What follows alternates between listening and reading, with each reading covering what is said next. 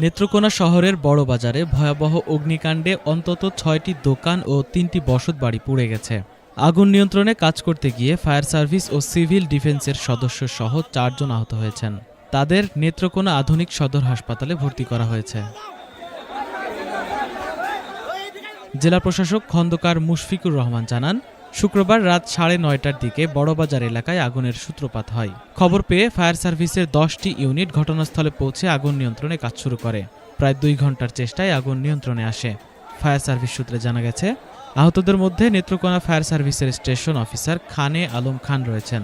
আহত ৪ জনেরই হাসপাতালে চিকিৎসা চলছে। স্থানীয়দের ভাষ্য, বড়বাজারের সুচিত্রা স্টোর থেকে আগুনের সূত্রপাত হয়ে দ্রুত পাশের দোকান ও বসতবাড়িতে ছড়িয়ে পড়ে।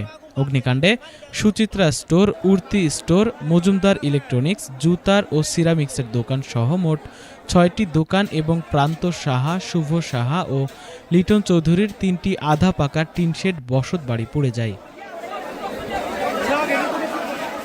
আগুন নিয়ন্ত্রণে ফায়ার সার্ভিসের সদস্যদের পাশাপাশি স্থানীয় বাসিন্দা ও পুলিশ সদস্যরাও সহায়তা করেন।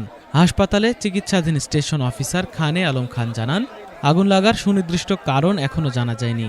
তদন্ত শেষে ক্ষয়ক্ষতির পরিমাণ ও অগ্নিকাণ্ডের কারণ সম্পর্কে বিস্তারিত জানানো হবে।